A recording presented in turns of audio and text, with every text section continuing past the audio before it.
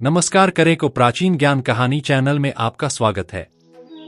प्यारे दस को भगवान से बताते हैं कि ऐसे लोगों के पास कभी भी अमीरी नहीं आती, ऐसे लोग हमेशा निधन के निधन ही रहते हैं, कभी भी उन्हें दौलत का मुंह नहीं देखना पड़ता, कभी भी उनके जीवन में पैसा नहीं आता। आखिर वे कौन से लोग होते हैं और किस लिए उनके घर पर, उनके परिवार में अमीरी नहीं आती? क्यों उनकी पूरी जिंदगी एक गरीबी के रूप में बीत जाती है? क्यों उनके पास कभी भी दौलत नहीं आती? भगवान शिव आज हम आपको बताने वाले हैं कि किस प्रकार के लोगों से हमें बचना चाहिए, जिनके साथ रहने से हमेशा गरीबी आती है।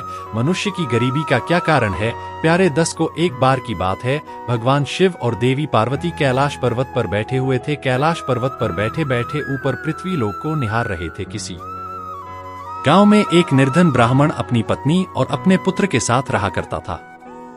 अब उस ब्राह्मण को गांव में जो भी भिक्षा मिलती थी उसी से वह अपने परिवार का भरण पोषण किया करता था। एक दिन ब्राह्मणी अपने पति से कहती है कि पति देव, मुझे अपनी कोई चिंता नहीं है, मैं आपके साथ भूखी प्यासी रहकर भी अपना जीवन व्यतीत कर सकती हूँ, लेकिन मुझे अपने बेटे की भूख प्यास नहीं देखी जाती, मुझे अपने बेटे का यह कष्ट नहीं देखा जाता कि हमारी संतान भी हमारी तरह भूखी प्यासी ही रहे। ब्राह्मण ने जब ब्राह्मणी की बात सुनी तो ब्राह्मण कहने लगा कि लिए मैं तुम्हारी भावनाओं को अच्छी प्रकार से समझता हूँ, लेकिन मेरे भाग्य के लेख को विधाता भी नहीं बदल सकता। हमारे भाग्य में निधन रहना ही लिखा है, हमारे जीवन में गरीबी ही लिखी है, इसलिए हमें पूरा जीवन ही से गरीबी में ही व्यतीत करना पड़ेगा। अब इतनी बात सुनकर ब्राह्मणी कहने लगी कि पतिदेव, भाग्य के भरोसे बैठे रहना तुम रखता है, भाग्य के सहारे बैठे रहोगे तो इसमें मोरक्कों के सिवा कुछ भी नहीं। अगर इंसान कोशिश करें तो वह अक्रम करके अपने भाग्य को बदल सकता है।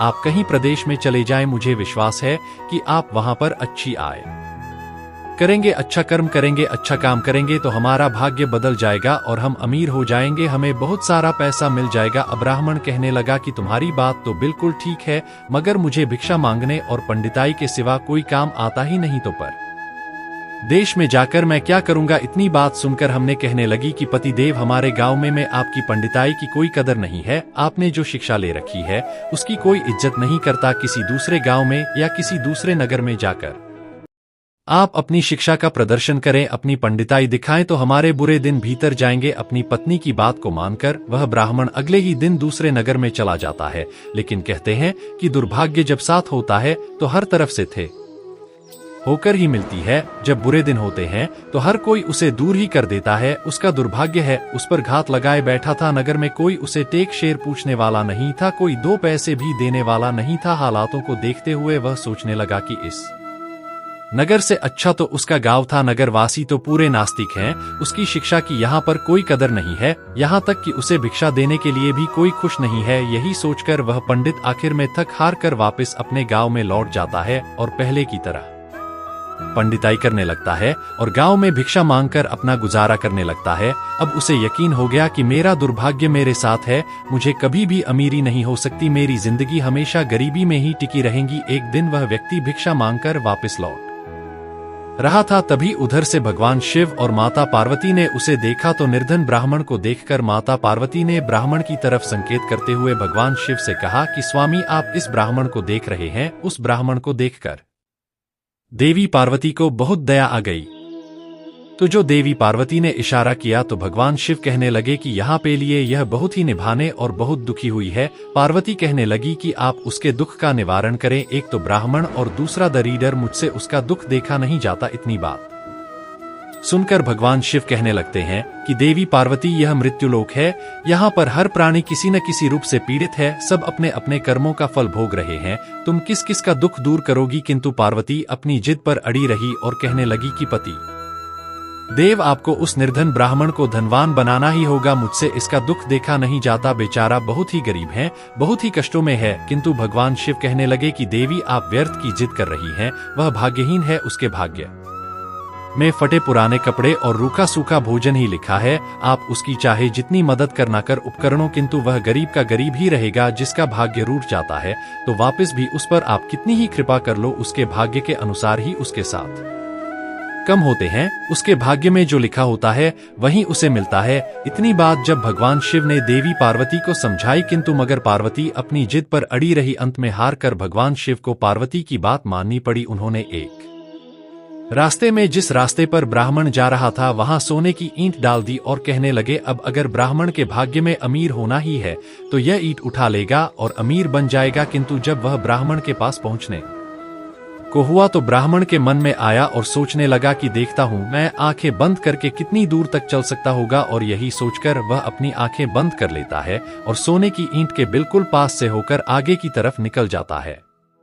काफी दूर जाने के बाद ही उसने अपनी आंख खोली, वह तो बंद आंखों से चल रहा था, उसे वोट दिखाई नहीं दी। उधर भगवान से मुस्कुराते हुए कहने लगे कि देवी पार्वती, हमने तुमसे पहले भी कहा था कि वह ब्राह्मण भाग्यहीन है। भाग्यहीन मनुष्य कभी भी धन प्राप्त नहीं कर सकता। और फिर भगवान शिव देवी पार्वती के साथ कैलाश पर्वत पर वापस लौट गए, लेकिन वहां पहुंचने के बाद भी उस निर्धन ब्राह्मण के बारे में देवी पार्वती सोचने लगी। वह किसी न किसी तरह उस ब्राह्मण को देखना चाहती थी।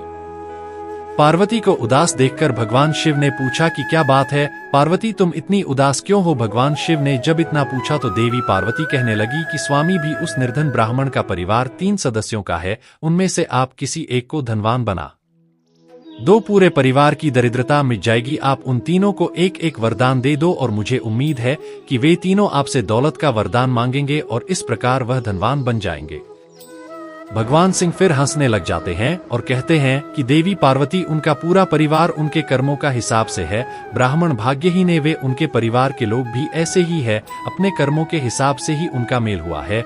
लेकिन तुम कहती हो तो ठीक है, जैसा तुम चाहो वैसा ही होगा। और फिर कुछ दिनों के बाद भगवान शिव पार्वती के साथ ब्राह्मण के घर जा पहुंचे। साक्षात भगवान शिव और पार्वती को देखकर ब्राह्मण परिवार खुश हो उठा ने भगवान शिव और पार्वती के चरण स्पर्श उनको प्रणाम किया। भगवान शिव कहने लगे कि मैं तुम तीनों को एक एक वरदान देना चाहता हूँ, तुम तीनों अपनी इच्छा के अनुसार अपना वरदान मांग सकते हो। अब यह बात सुनते ही हमने तो बड़ी ही उतावली हो जाती है और भगवान शिव से कहती है कि बाबू, सबसे पहले मुझे वरदान दीजिए। भगवान शिव ने कहा कि मांगो, तुम क्या मांगना चाहती हो? काफी सोचने समझने के बाद दयामनी कहती है कि भगवान, मुझे दोनों दुनिया की सबसे अधिक खूबसूरत और जवान औरत बना दीजिए, मरते दम तक मेरी जवानी और मेरी सुंदरता कायम रहेगा। आप भगवान शिव मुस्कुराने लगे और क्या कहने लगे कि तथास्तु। अगले ही पल वह बूढ़ी ब्राह्मणी एक जवान और खूबसूरत युवती के रूप में बदल गई। जब ऐसा हुआ उसी समय उस ब्राह्मण के घर के सामने से राजा का पुत्र गुजर रहा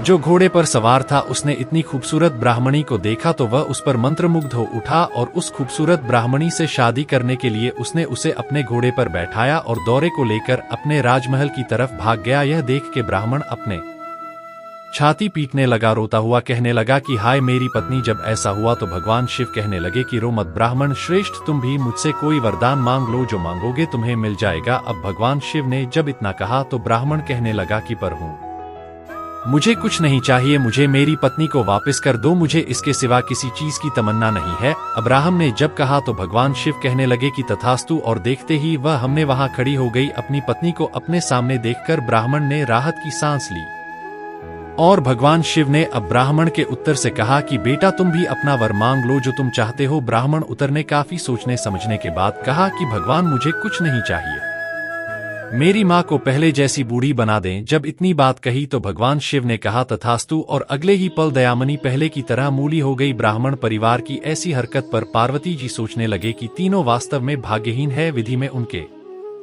भाग्य में जो लिख दिया है अब उसे कोई देवी देवता भी नहीं बदल सकता। तो प्यारे दस को इस प्रकार से वह पूरा परिवार भाग्यहीन ही रहा। जो व्यक्ति भाग्यहीन होता है कभी भी उसके जीवन में पैसा नहीं आता, उसके जीवन में हमेशा गरीबी बनी रहती है, वह कभी भी अमीरी नहीं देख सकता। तो प्यारे दस को कैसी लगी आपको यह आज की कहानी? अच्छी लगी तो लाइक करें, शेयर करें और कमेंट करके हमें जरूर बताएं। धन्यवाद दोस्तों।